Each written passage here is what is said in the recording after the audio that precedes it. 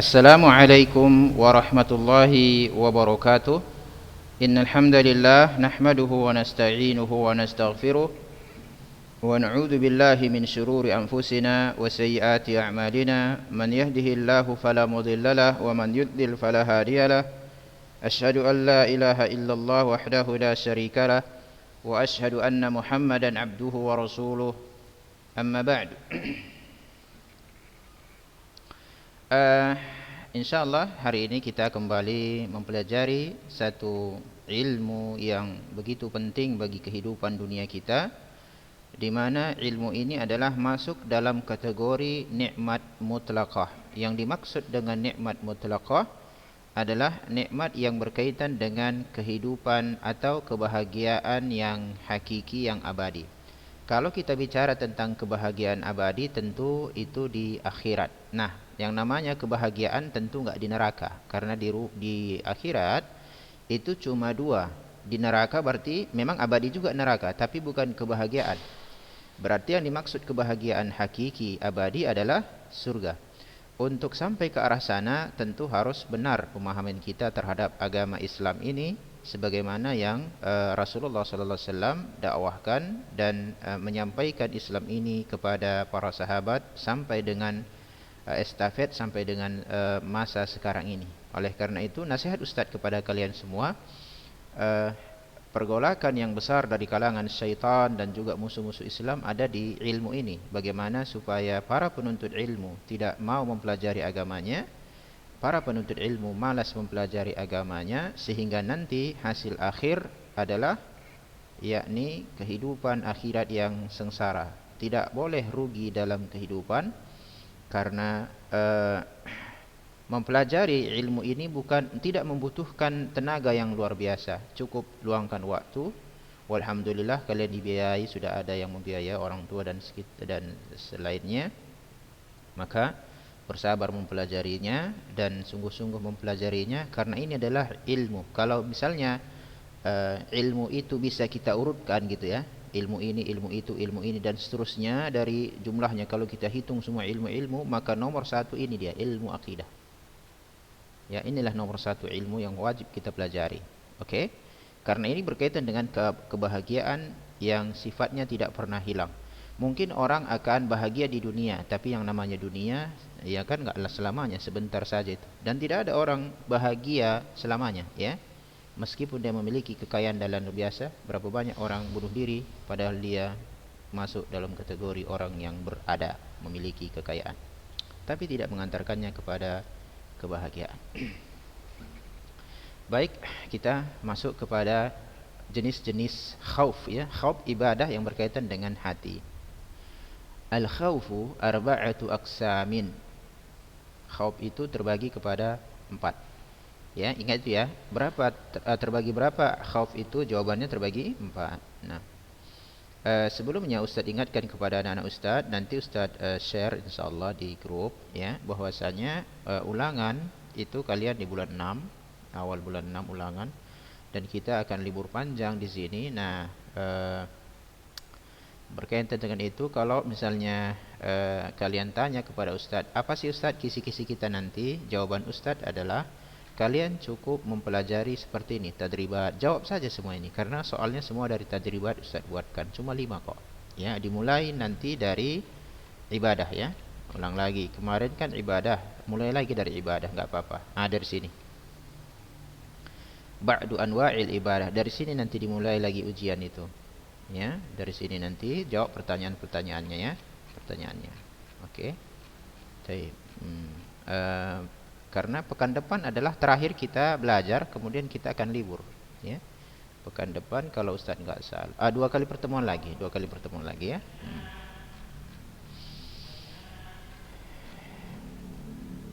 Yang pertama, khaufus sir, wa huwa al-khauful ladzi ma'ahu dhul wa khudu' wa mahabbah, wa huwa an yakhafa min ghairillah fima la yaqdiru alaihi illallah, ka'an yakhafa min ghairillah an yusibahu bimaradin aw faqrin aw qatlin wa nahwi dzalika. Yang pertama adalah khauf yang sifatnya rahasia, yaitu ketakutan yang disertai rasa penghinaan diri, rasa tunduk dan rasa kecintaan, yaitu seseorang takut kepada selain Allah dalam perkara yang dalam perkara yang tidak mampu padanya kecuali Allah. Dia takut kepada makhluk misalnya, dalam perkara yang sebetulnya makhluk itu pun tidak akan bisa memberikan dia mudarat, ya, yang bisa sebetulnya Allah. Misalnya nanti ada di sini seperti penyakit, kematian, kemiskinan, itu kan semua Allah yang menentukan, ya. Seperti misalnya dia takut kepada selain Allah karena dia khawatir nanti terkena penyakit atau jatuh miskin atau terbunuh dan selainnya. Misalnya ini praktek modernnya adalah pada orang-orang yang datang ke dukun. Nanti dukun itu akan bilang begini, ini jangan dulu mandi ya selama sepekan. Nanti kalau mandi sepekan maka penyakitnya akan kambuh lagi, kan gitu. Atau penyakitnya nggak bisa sembuh ini, kan gitu. Sedangkan mandi adalah suatu hal yang diperintahkan dalam Islam. Lalu dia mengatakan nanti sembelih ya ayam ini warnanya sekian, kalau enggak nanti ini berbahaya, nanti penyakitnya balik lagi, kan gitu ya. Nah dia takut kepada itu, takut. Padahal masalah orang sakit, masalah orang nanti begini dan begitu, itu tidak ada satu orang pun bisa melakukannya kecuali Allah, ya. Nah takut yang seperti ini yang berbahaya sekali. Oleh karena itu kita lihat wahadal khauf misalnya juga adalah kalau ini ya, pernikahan, saya selalu mengulang-ulang contoh-contoh yang memang ada faktanya. Jadi kalian tidak menghayal gitu loh. Enggak boleh loh menikah di bulan Syuro, enggak boleh loh menikah di tanggal ini. Nah, kenapa? Enggak boleh loh di tanggal 13, itu adalah angka sial, kan gitu ya. Masalah kesialan, masalah nanti enggak ada berkah, masalah enggak boleh di sini dan seterusnya, itu kan hanya Allah yang mampu melakukannya, tidak bisa manusia. Oleh karena itu berapa banyak kita lihat ya, contoh ya anakku ya. Berapa banyak orang yang dijatuhi hukuman mati ternyata nggak mati. Dia udah ditembak nggak mati, akhirnya dibebaskan. Ada yang digantung katanya, saya baca itu dahulu kala itu beberapa orang yang digantung tak mati, patah kayunya, akhirnya dilepaskan, udah dibebaskan. Padahal udah ada niat oleh makhluk itu untuk menggantung. Karena masalah kematian di tangan Allah, ya nggak bisa.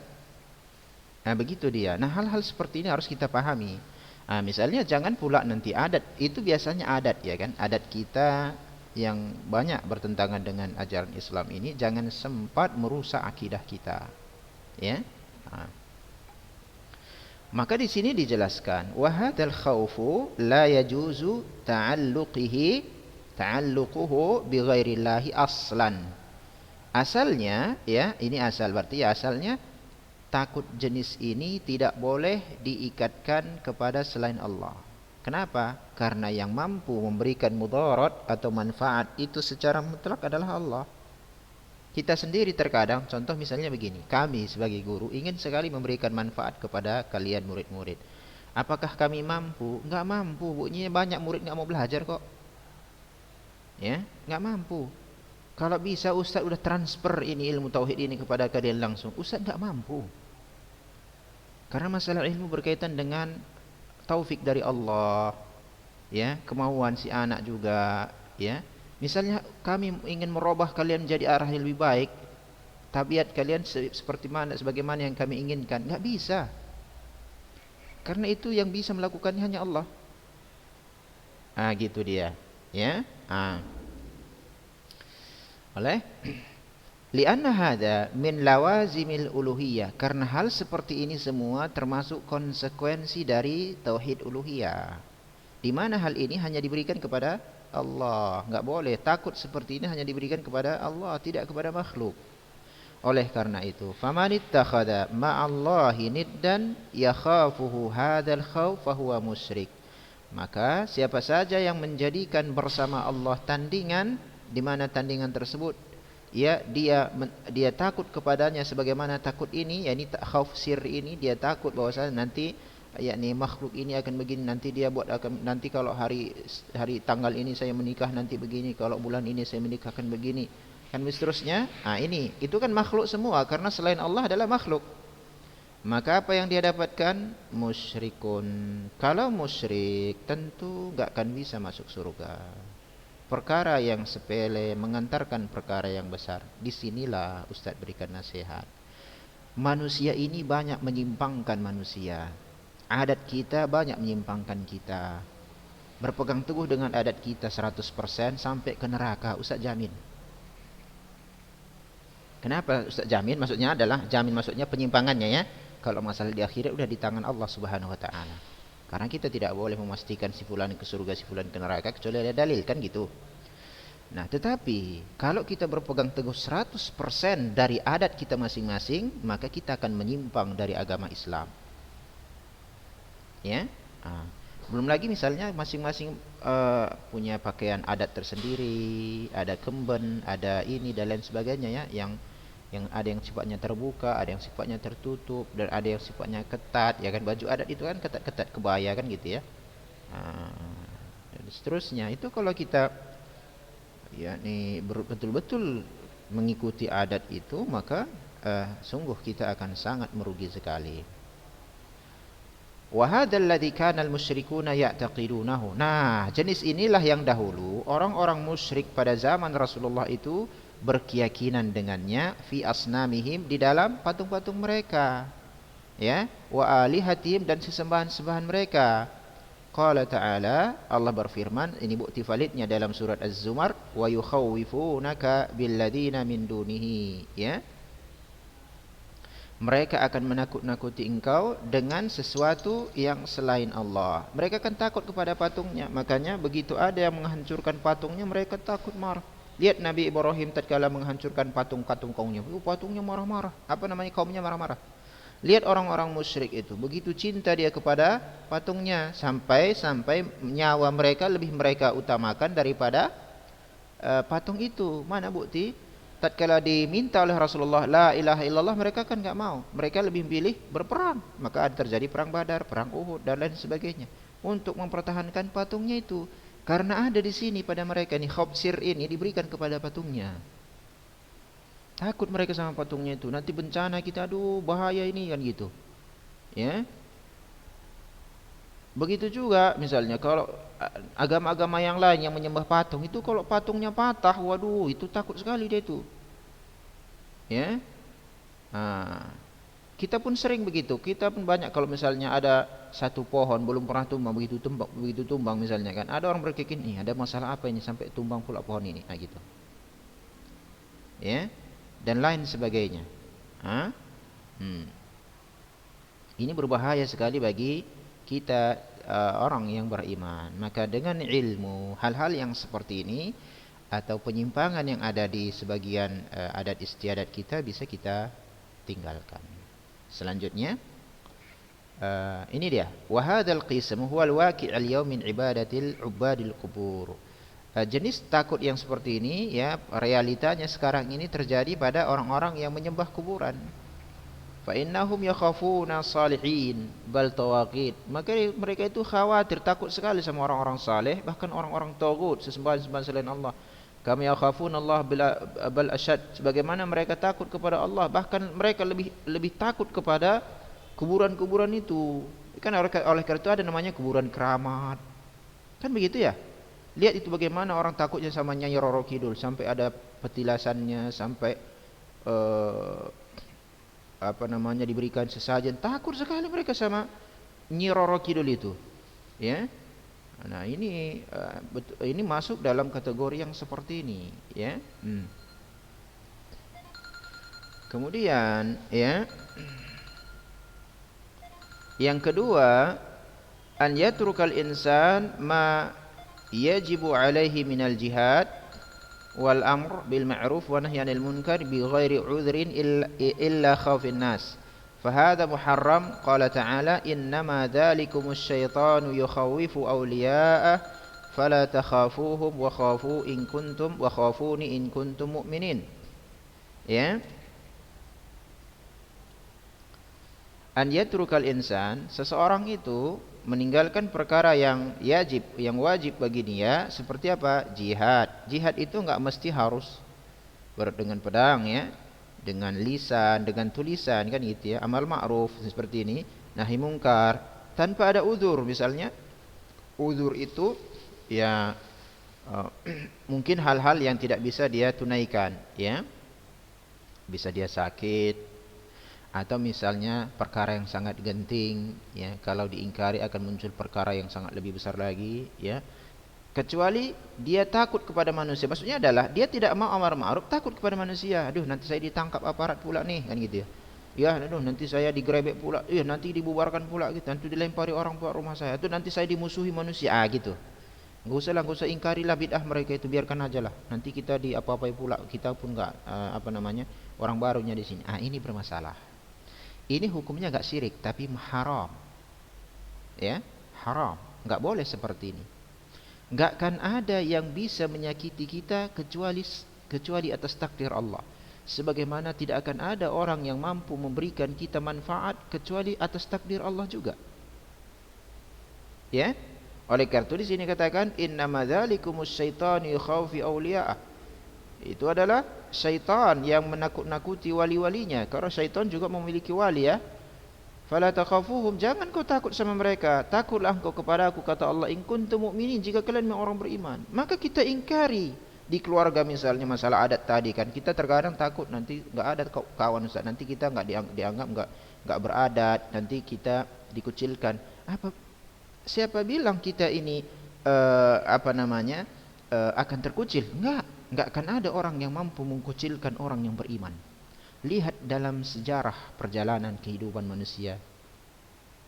Tatkala Rasulullah dikucilkan, apakah hasil akhir kepada orang Quraisy? Enggak, kemenangan ada di tangan Muhammad. Siapa yang memegang agamanya, dia yang unggul. Ya. Begitu. Ya. Awal-awal barangkali terasa berat. Lama-lama orang manusia butuh orang-orang yang takut sama manusia itu. Dia takut miskin, takut lama-lama kita didatangi lagi balik. Begitulah hidup ini. Nah, kita hidup ini harus mulia dengan mentauhidkan Allah Subhanahu wa taala. Adapun manusia sama dengan kita, bahkan kita terkadang lebih baik. Tentu orang yang beriman lebih baik dan itu tidak bisa dibandingkan dengan orang-orang kafir. Maka apa alasan kita untuk tidak amar ma'ruf nahi mungkar di lingkungan keluarga kita apabila itu memang menyimpang, tapi tentunya dengan cara yang baik. Jangan takut. Katakan ini adalah menyimpang.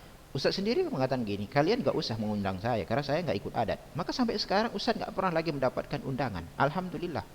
Perlu memang disampaikan seperti itu. Ya. Gitu. Jadi enggak diundang lagi, tenang. Enggak lagi urus-urus adat, ya kan? Biarlah mereka sibuk sana dan segala macam. Bahkan terkadang orang yang sibuk dengan adat ini malah jadi keributan sama mereka. Kenapa? Banyak utang akhirnya. Ya, namanya adat itu banyak sekali mengeluarkan uang di situ. Namanya dunia. Kok inilah, beli inilah. Adat inilah harus begini pula dana segala macam. Enggak usah gitu, boleh adat kan gitu. Bagus beli kitab, lebih mantap. Yang ketiga. Jenis yang ketiga, khaufu wa'idillah alladhi tawa'ada bihi al-'usata wa huwa alladhi qala Allah fihi dzalika liman khafa maqami wa khafa wa'id.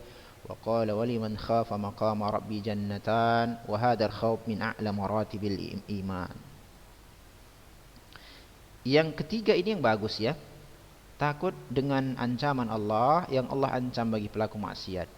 Di mana Allah Subhanahu wa taala berfirman, itu adalah hal itu semua bagi orang yang takut terhadap kedudukanku dan takut kepada ancamanku, kata Allah Subhanahu wa taala. Dan siapa yang takut tentang kedudukan Allah, maka bagi dia surga.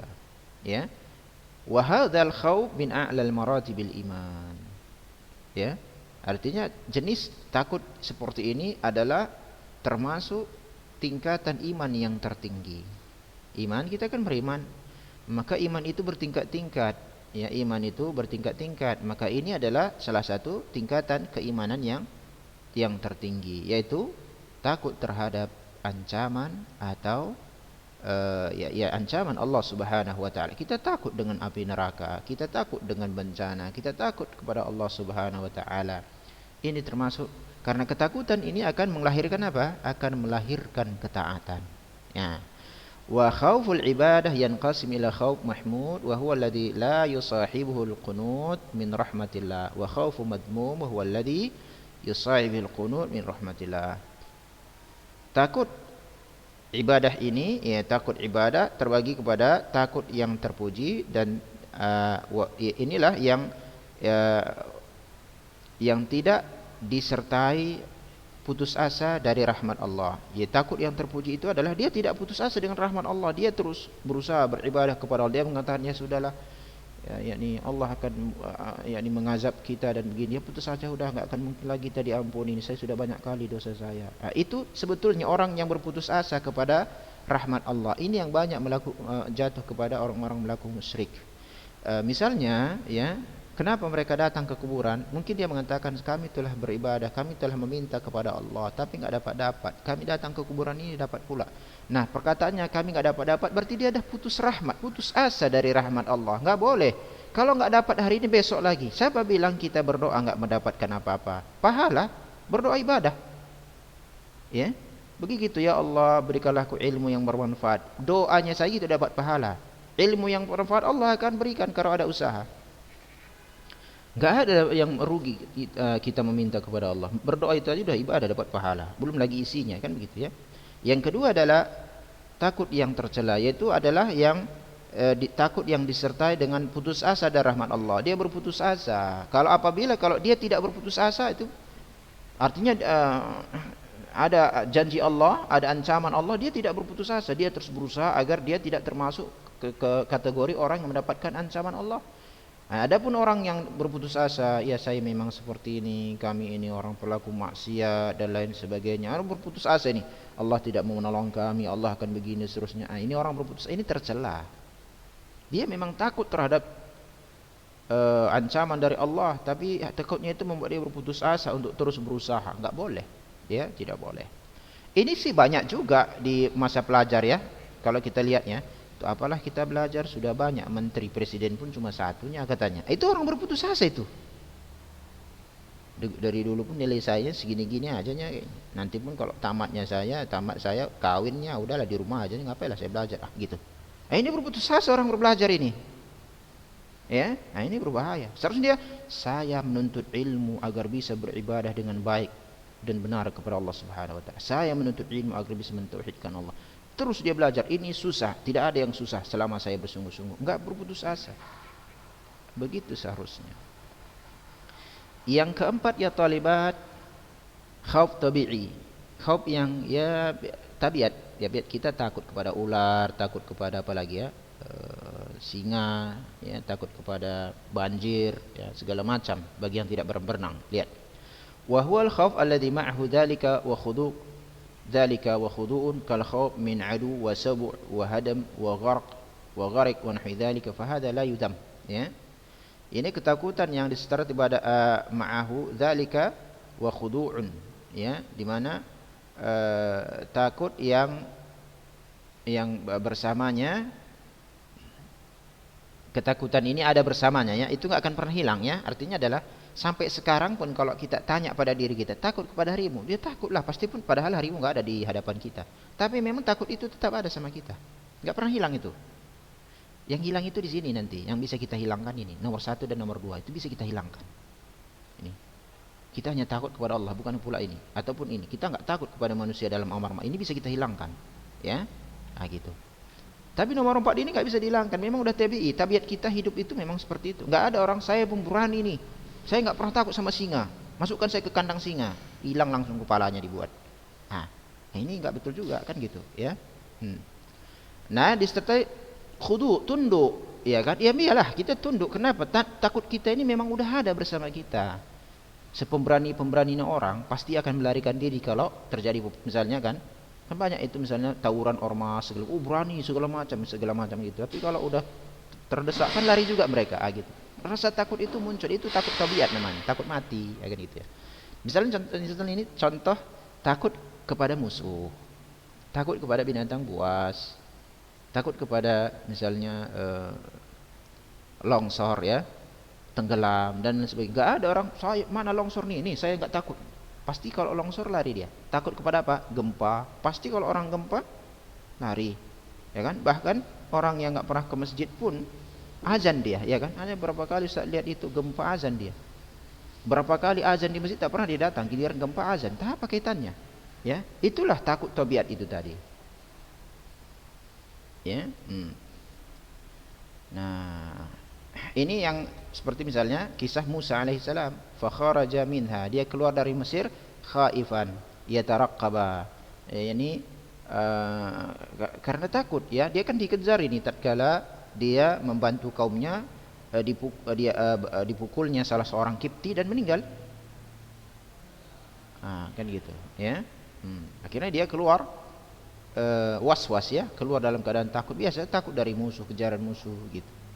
Ya, ini adalah takut yang sifatnya tabi'i. Ya, jadi takut terbagi 4. Yang pertama, khaufus sir, ini berbahaya, kesyirikan. Yang kedua, ini hukumnya haram.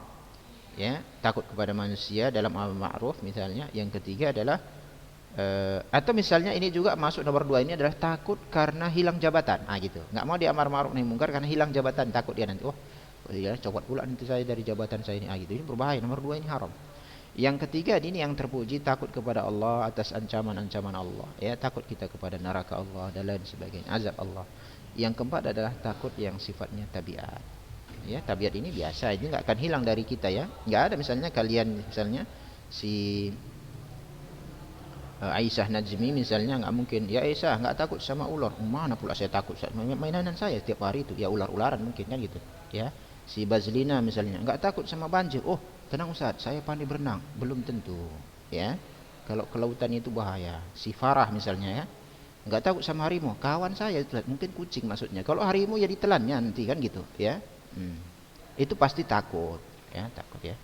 Taib ya talibat, intahal waqt, insyaallah kita akan sambung kembali di 2 pertemuan kita lagi sebelum lebaran ya.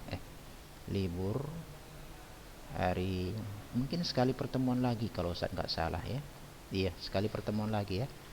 Sekali pertemuan lagi insyaallah. Nanti begini, yang jelas model soal Ustaz itu latihan itu saja kalian jawab pasti bisa. Ya, latihan-latihan tadribat kan gitu kan. Ustaz akan ambil soal dari situ, tadribat itu. Ya. Insyaallah ya, insyaallah. Mana tahu tidak selesai kan gitu ya tadribat. Siapa ini? Fatimah hadir, Azkania Fatimah hadir. Banyak 10A ya, 10B kemana ini ya? 10B ada ini, Fatimah Matul Karim 10A, Fatimah Naila Husna. Oke, baik. Baik. Demikian ya talibat, mudah-mudahan bermanfaat ya. Wassallallahu wasallama ala nabiyina Muhammad wallahu a'lam. Assalamualaikum warahmatullahi wabarakatuh.